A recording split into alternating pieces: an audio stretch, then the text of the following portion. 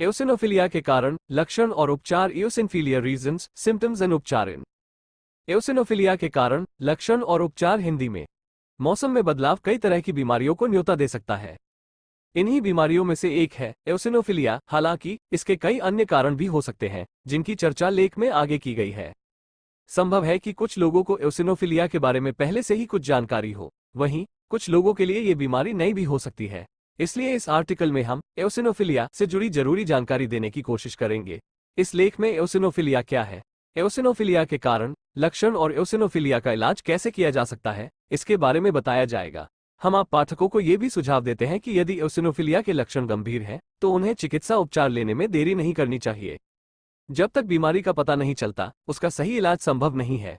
इसलिए लेख के इस भाग में हम चर्चा करेंगे कि एओसिनोफिलिया क्या है, इसके बारे में जानकारी देने का प्रयास कर रहे हैं।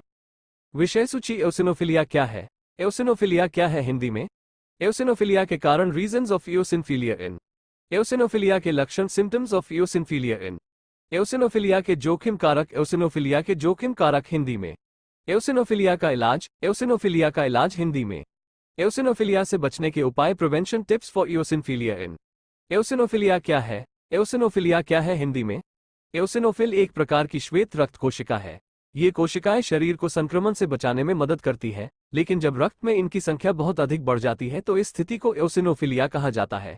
एओसिनोफिलिया के मामले में फेफड़े, त्वचा, हृदय, रक्तवाहिकाएं, साइनस, गुर्दे और मस्तिष्क प्रभावित हो सकते हैं। अब बारी आती है एओसिनोफिलिया के कारणों को जानने की। लेख के इस भाग में हम अपने पाठकों को एओसिनोफिलिया के कारणों को सरलतम शब्दों में समझाने का प्रयास करेंगे। एओसिनोफिलिया के कारण, रीजंस ऑफ एओसिनोफिलिया इन। आमतौर पर किसी व्यक्ति के रक्त में एओसिनोफिल्स की बड़ी संख्या नहीं होती है, लेकिन नीचे बताए गए कारणों से रक्त में इनकी संख्या बढ़ सकती है। एलर्जी संबंधी विकार, त्वचा की स्थिति, परजीवी और फंगल संक्रमण। ऑटोइम्यून रोग, जब प्रतिरक्षा प्रणाली गलती से शरीर पर हमला करती है। कैंसर, अस्थि मज्जा संबंधित समस्या, दमा, एलर्जी, रिनिथिस। इसके अलावा एओसिनोफिलिया के सामान्य कारणों में हेलमिंथिक परजीवी संक्रमण, एटोपिक, एलर्जी संबंधी रोग या दवा प्रतिक्रियाएं भी शामिल हैं। किसी भी बीमारी के लक्षण जानना बहुत जरूरी है, इसलिए लेख के इस भाग में हम एओसिनोफिलिया के लक्षणों के बारे में जानकारी दे रहे हैं। एओसिनोफिलिया के लक्षण, सिम्टम्स ऑफ एओसिनोफिलिया इन। अगर किसी बीमारी के लक्षण पता चल जाए तो उसका इलाज करना आसान हो जाता है। इसलिए हम नीचे एओसिनोफिलिया के लक्षणों के बारे में जानकारी देने का प्रयास कर रहे हैं। आमतौर पर एओसिनोफिलिया के कोई स्पष्ट लक्षण नहीं होते हैं, लेकिन दुर्लभ मामलों में नीचे बताए गए लक्षण दिखाई दे सकते हैं। सूजन, खुजली, फेफड़ों से संबंधित एलर्जी की समस्या, दिल की बीमारी, चेता को हानि। आइए लेख में आगे जानते हैं कि एओसिनोफिलिया के जोखिम कारक क्या हो सकते हैं। एओसिनोफिलिया के जोखिम कारक, एओसिनोफिलिया के जोखिम कारक। हिंदी में, नीचे वर्णित एओसिनोफिलिया के जोखिम कारकों का कोई वैज्ञानिक प्रमाण नहीं है। ये सभी जोखिम कारक केवल अनुमान के तौर पर दिए जा रहे हैं, इसलिए सही जानकारी के लिए कृपया अपने डॉक्टर से संपर्क करें। मौसम में बदलाव, यदि परिवार में किसी को एओसिनोफिलिया है। बढ़ती उम्र के कारण एलर्जी, दमा। लेख के इस भाग में आइए जानते हैं कि एओसिनोफिलिया का इलाज कैसे किया जा सकता है। एओसिनोफिलिया का इलाज, एओसिनोफिलिया का इलाज। हिंदी में, एओसिनोफिलिया का उपचार इसके कारण और इससे प्रभावित शरीर के हिस्से पर निर्भर करता है। डॉक्टर मरीज में एओसिनोफिलिया के प्रभाव की ठीक से जांच करने के बाद ही इसका इलाज आगे बढ़ाते हैं। हालांकि कुछ मामलों में इसका इलाज एल्बेंडाजोल और स्टेरॉइड जैसी दवाओं से भी किया जा सकता है। ध्यान रखें कि बिना डॉक्टरी परामर्श के कोई भी दवा न लें। इसके अतिरिक्त एओसिनोफिलिया का उपचार इस बात पर भी निर्भर करता है कि शरीर का कौन सा हिस्सा प्रभावित है।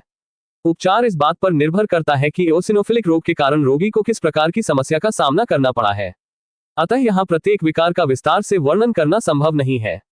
बेहतर है कि बिना किसी देरी के मरीज को डॉक्टर के पास ले जाएं और उचित इलाज कराएं।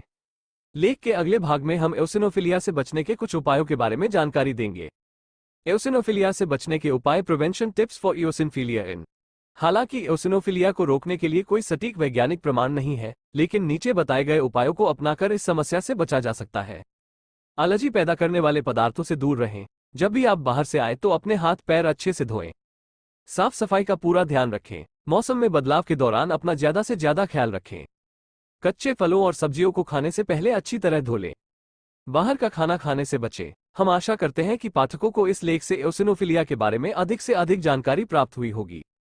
पाठक एओसिनोफिलिया के लक्षणों पर ध्यान देकर और लेख में बताए गए बचाव के उपायों को अपनाकर इस समस्या से खुद को बचा सकते हैं।